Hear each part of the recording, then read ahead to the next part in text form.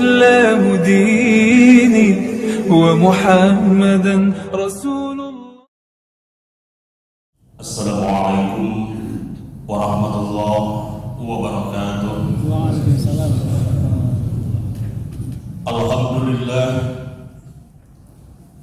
Alhamdulillahilladzi sadaqa wa'dah wa nasara 'abdah wa 'azza jundah wa hazama al-ahzaba wahdah. Asyhadu an la ilaha illallah wahdahu la syarika lah wa asyhadu anna Muhammadan 'abduhu wa rasuluhu la nabiyya ba'dah. Amma ba'du, usikum wa nafsi bitaqwallah faqad fazal muttaqun wattaqullaha la'allakum tuflihun. Wa qala Allah ta'ala fi kitabihil karim, a'udzu billahi as-sami'il 'alim minasy syaithanir rajim, inna a'tainakal kautsar fasholli li rabbika wanhar inna syani'aka huwal abtar. Shadaqallahul adzim. Sidang jamaah Jumat yang mulia, sejenak mari kita tundukkan kepala kita, hadirkan hati kita, buang segala sesuatu urusan dunia, kita fokus untuk kepada perintah Allah, melaksanakan sholat Jumat. Segala puji kita panjatkan kepada Allah yang Maha Agung, Allah yang mengatur, Allah yang memperjalankan waktu berganti dari menit menjadi bulan, bulan menjadi tahun, tahun menjadi terus berputar. Akhirnya kita akan ketemu kembali di bulan Dzulhijjah ini. Oleh sebab itu kita bersyukur kepada Allah. Kemudian yang kedua, mari kita panjatkan salawat, mudah-mudahan tercurah kepada junjungan kita Nabi Muhammad SAW. Khatib mengajak kepada diri khatib dan kepada jamaah untuk bersama-sama meningkatkan keimanan dan ketakwaan kepada Allah Subhanahu wa taala, agar kita menjadi orang yang beruntung di dunia wal akhirah. La'allakum tuflihun. Wattaqullaha la'allakum tuflihun. Bertakwalah kalian kepada Allah agar kalian menjadi orang-orang yang beruntung. Jamaah yang mulia, waktu terus berjalan, akhirnya kita sudah berada di penghujung tahun 1444 Hijriah. Sekarang sudah berada di bulan ke-11 Dzulhijjah. Bulan depan kita sudah masuk ke dalam bulan Dzulhijjah, kurang lebih 10 hari lagi. Kemudian akan masuk ke dalam bulan Muharram di 1445 Hijriah. Tiga bulan ini yang kita sebutkan tadi, yaitu bulan yang disebut oleh Allah Subhanahu wa taala dalam Al-Qur'an Arba'atul Hurum, yaitu 4 bulan yang mulia, 4 bulan yang diistimewakan oleh Allah Subhanahu wa taala. Walaupun disebutnya di dalam Al-Qur'an adalah 4 bulan, karena tapi yang berturut-turut ini adalah hanya 3 bulan. Sedangkan yang 1 bulan adalah Rajab, yaitu terpisah. Bulan Dzulqa'dah, bulan Dzulhijjah dan Muharram. Sampai-sampai disebut oleh Allah disebut bulan yang Arba'atul Hurum, bulan yang dimuliakan. Tetapi kadang-kadang kita sebagai kaum muslimin kurang perhatian, ada apa sebetulnya di dalam bulan yang Allah Subhanahu wa taala muliakan. Kita kadang tidak open, kadang kita tidak paham, kadang kita juga biasa-biasa saja. Padahal kalau seandainya Allah istimewakan bulannya, sudah barang tentu bagi orang-orang yang dipilih oleh Allah akan mengistimewakan bulan itu untuk lebih banyak berbuat kebaikan demi kebaikan. Karena pasti kalau bulannya saja sudah diistimewakan oleh Allah, pasti pahalanya pun akan diistimewakan oleh Allah Subhanahu wa taala. Begitupun para jamaah ancamannya. Barang siapa orang yang berlaku dan melakukan sesuatu kejahatan di bulan hurum ini, sudah barang tentu Allah pun tidak akan membiarkan begitu saja. Sama seperti kita mengetahui Allah Subhanahu wa taala memilih dua yang disebut Haramain, tanah Mekah, tanah Madinah, Masjid Haram dan Masjid Nabawi. Disebut tanah Haramain. Apabila melakukan kebaikan, Allah lipat gandakan kebaikannya. Tapi jangan lupa para hadirin, di situ pun kalau kita melakukan sesuatu kesalahan, maka di situ pun Allah akan melipat gandakan daripada dosanya. Seorang ulama besar mengarang tafsirnya, padahal dia hidup di Mekah, tapi pada saat dia mengarang tafsirnya, dia tidak mau di Masjidil Haram. Ditanya oleh Umar, "Ya Syekh, kenapa tidak mau menyelesaikannya di Masjidil Haram?" Saya tersebut berkata, kalau seandainya betul, itu sudah pasti Allah melipat gandakan pahalanya dan kebenarannya. Tapi kalau seandainya ini yang kami karang itu ada kesalahan, maka di dalamnya pun Allah Subhanahu wa taala akan melipat gandakan. Inilah yang disebut dengan Al-Haram, dimuliakan oleh Allah. Begitupun manusia, kalau seandainya Allah memilih seseorang yang dimuliakan oleh Allah, contohnya orang-orang habaib turunan Rasulullah SAW, kalau dia berbuat kebaikan, Allah melipat gandakan kebaikannya. Karena itu pilihan Allah, kita tidak bisa nolak.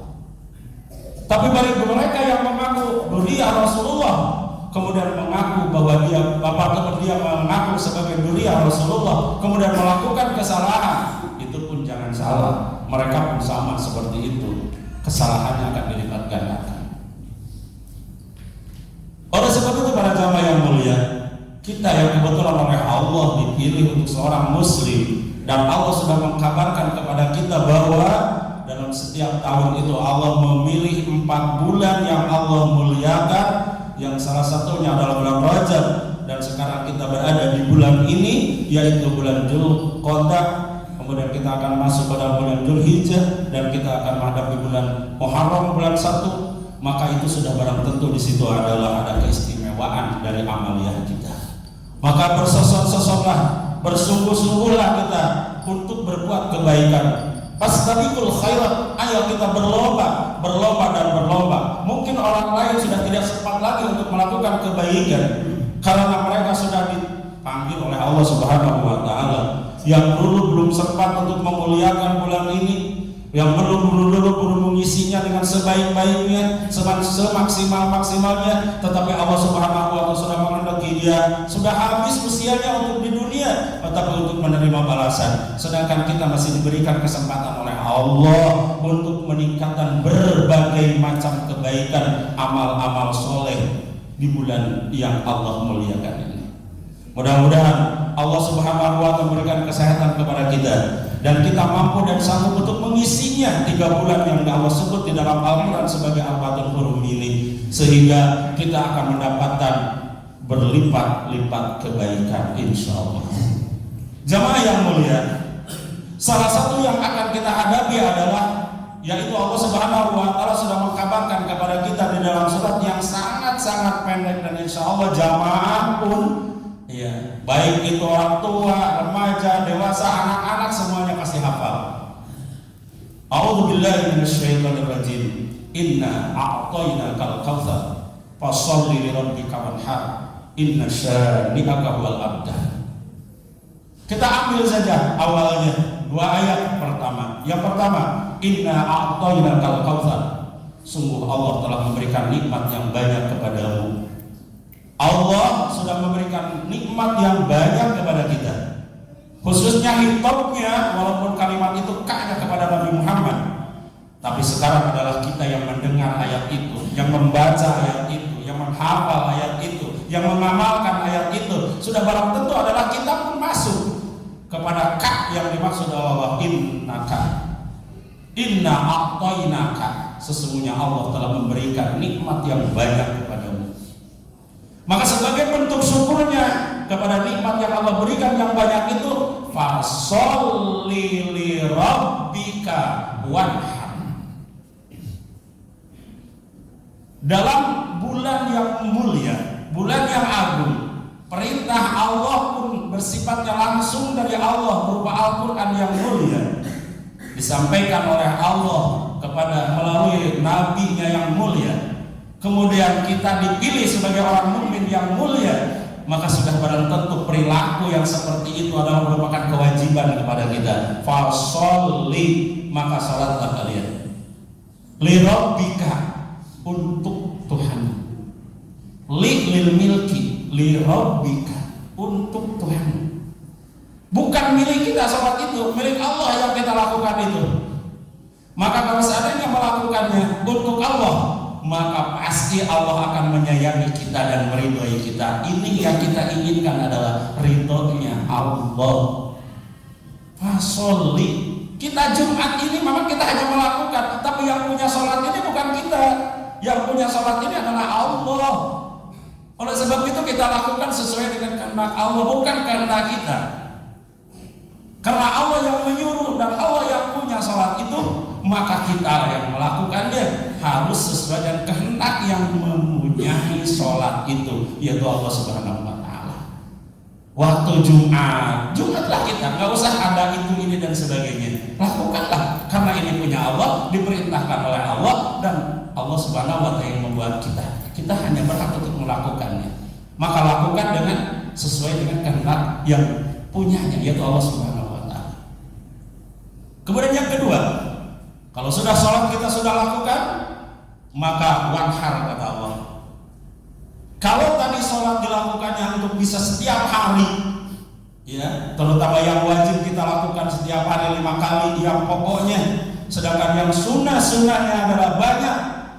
Kemudian Allah memerintahkan kalau sudah sholat, maka wanhar, sembelihlah kurban. Ini perintah tahunan, ibadah tahunan yang Allah berikan kepada kita dengan disebut di awalnya, aku sudah memberikan nikmat yang banyak kepadamu, maka wanhar, maka sembelihlah kurban.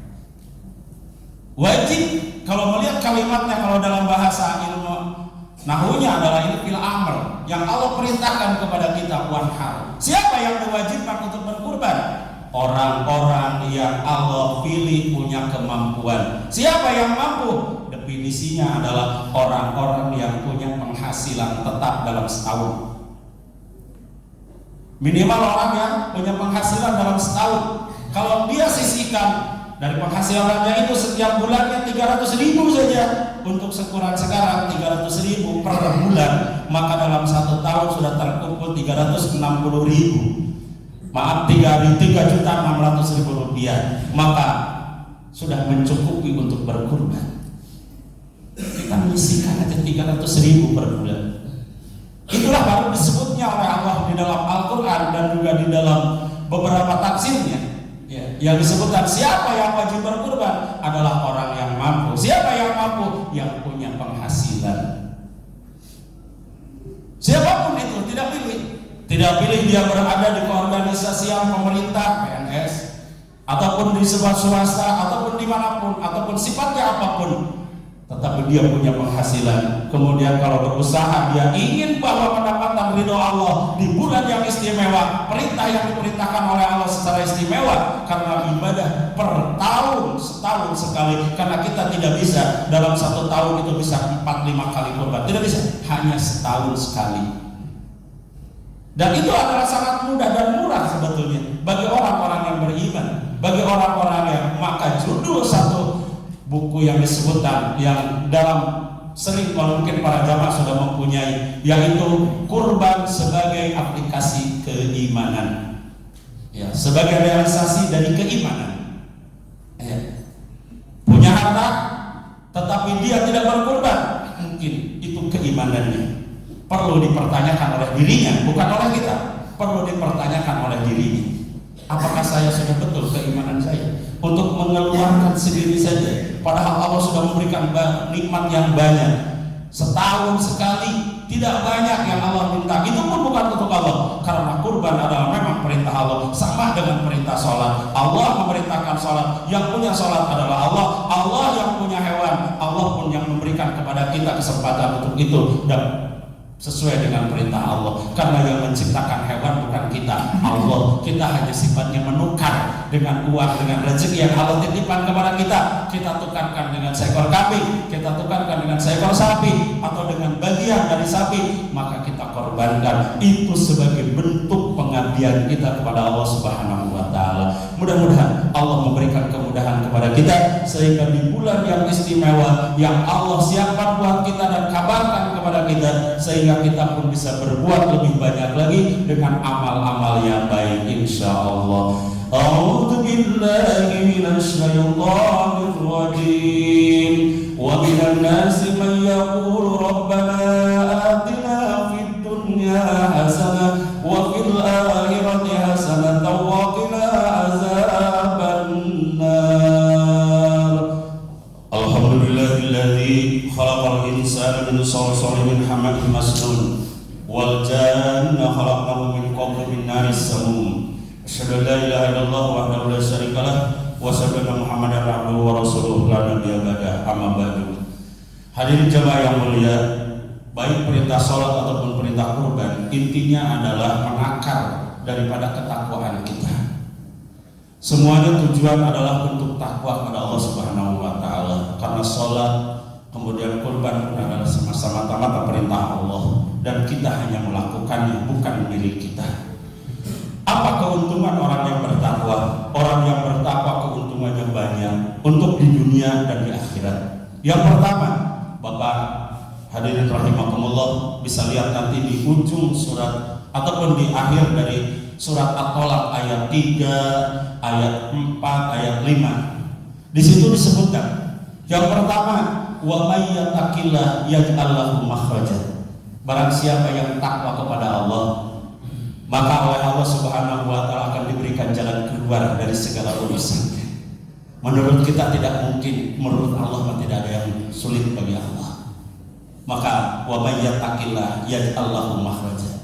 Menurut kita hanya mengeluarkan 3 juta 4 juta, tapi bagi Allah akan melipat gandakan balasannya. Walaupun tidak kontan, kapan Allah sudah menjanjikan itu semuanya akan dibalas oleh Allah Subhanahu wa Ta'ala. Harus yakin kita. Yang kedua, wa yarzuqu min haitsu la yahtasib. Orang yang takwa itu akan diberikan rezeki dari jalan yang tidak disangka-sangka. Subhanallah, banyak sekali orang yang bertakwa kepada Allah. Dari segi materi kemampuannya tidak bisa untuk berangkat haji, ternyata bisa berangkat haji. Untuk tidak bisa berkurban, tapi ternyata banyak orang yang bisa melakukan kurban. Padahal secara materi pandangan manusia mungkin hanya sekedar pedagang asongan, hanya mungkin pedagang-pedagang kecil, tapi mereka bisa berkurban. Bahkan mereka ada yang bisa melakukan ibadah haji. Ini wa yarzuqu min haitsu la yahtasib. Karena Allah tidak memanggil orang yang mampu, tapi Allah memampukan orang yang dipanggil oleh Allah. Orang yang dipanggil oleh Allah pasti mampu. Siapa? Maka salah satu cara jalannya supaya kita mendapat kesempatan untuk berbuat baik itu adalah bertakwa kepada Allah. Karena Allah akan memberikan wa yarzuqhu min haitsu la yahtasib. Yang kedua para jamaah, di akhir ayat masih dalam surat At-Tolaq, wa may yattaqillah yaj'al lahu min amrihi yusra. Apabila kita semuanya mendapatkan satu masalah kehidupan, masalah keluarga, masalah masyarakat, masalah apapun yang dihadapi oleh kita, kata Allah, wa may yattaqillaha yaj'al lahu min amrihi yusra. Maka barang siapa yang bertakwa kepada Allah, maka Allah akan memudahkan segala urusannya. Ini harus yakin kita. Itu berada di dalam Al-Quran. Al-Quran surat At-Tolaq ayat 2, ayat 3, ayat 5-nya diakhiri dengan kalimat wa may yattaqillah. Oh, itu untuk urusan dunia? Iya, mungkin bisa saja urusan dunia. Tetapi dalam urusan akhirat Allah sudah lain lagi, yaitu berada dalam surat kelimanya, dalam ayat kelimanya, wa may yattaqillah yukaffir anhu sayyi'atihi wa yu'addim ajrahu wa yu'addim lahu ajrahu. Kemudian kata Allah Subhanahu wa Ta'ala untuk urusan akhiratnya, ya kata Allah, wa may yattaqillah, maka barang siapa yang takwa kepada Allah, yukaffir anhum sayyi'atihim, maka akan aku hapuskan segala kesalahan-kesalahannya.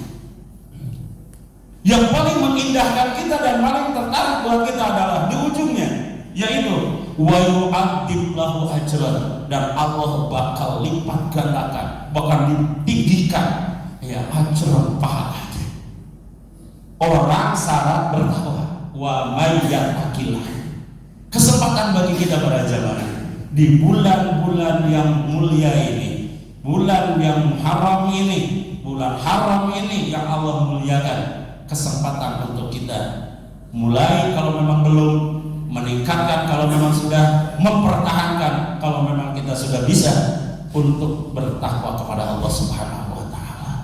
Karena keuntungan orang yang bertakwa, kalau kita kaji dalam Al-Quran, itu baru satu surat saja, baru satu surat At-Tolak, ujungnya sudah luar biasa. Kata Allah, wa may yattaqillah, barang siapa yang bertakwa kepada Allah. Maka para khatib, para penceramah mengingatkan kepada jamaahnya untuk ittaqullah, bertakwa kepada Allah, bertakwa kepada Allah. Mudah-mudahan Allah menjadikan kita orang-orang yang muttaqin, sehingga kita mendapatkan keuntungan-keuntungan yang Allah berikan, baik untuk di dunia, terutama untuk kehidupan di akhirat kelak. Karena kita merasa bahwa diri ini penuh dengan noda dan dosa. Kalau kita takwa kepada Allah, maka Allah akan menghapuskan itu semuanya, akan menghapuskannya. Apa kita tidak tertarik? Apa kita tidak merasa bahwa diri ini adalah ketakwaan kita masih kurang, ketakwaan kita masih jauh? Mari kita sama-sama setiap pekan kita diingatkan oleh para khatib untuk meningkatkan ketakwaan. Kita berdoa kepada Allah, Allahumma nas'aluka al-huda wa tuqa wal afafa wal ghina. Ya Allah, berikan aku ketakwaan, huda, petunjuk, wa tuqa, dan ketakwaan. Karena kami masih yakin ya Allah, kami masih yakin ya Allah, walaupun kami sudah mengatakan bahwa kami orang yang bertakwa, tapi kami masih bergumuran dengan noda dan dosa ya Allah. Maka di bulan-bulan Muharram ini, jadikanlah semua menjadi asbab menjadi kami ya Allah, menjadi orang-orang yang bertakwa. Amin. Inna Allah wa malaikatahu yusholluna 'alan nabi, ya ayyuhalladzina amanu shallu 'alaihi wa sallimu taslima. Allahumma shalli wa sallim wa barik 'alaihi. Allahumma ighfir lil mu'minina wal mu'minat wal muslimina wal muslimat al ahya'i minhum wal amwat, innaka sami'un qaribun mujibud da'wat. Wa ya qadiyal hajat, wa ya qadiyal hajat, Allahumma inna nas'aluka ridhaka wal jannah wa na'udzu bika min sakhatika wan nar. Allahumma inna nas'aluka al-huda wa tuqa wal afafa wal ghina. Allahumma inna nas'aluka al-huda wa tuqa wal afafa wal ghina.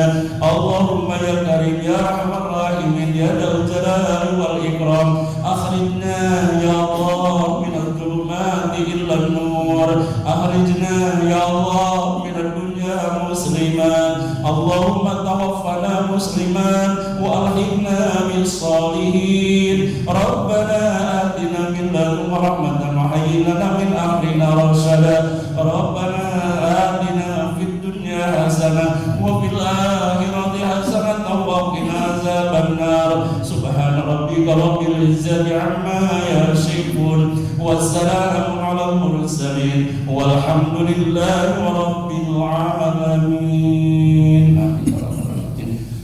Assalamualaikum warahmatullahi wabarakatuh.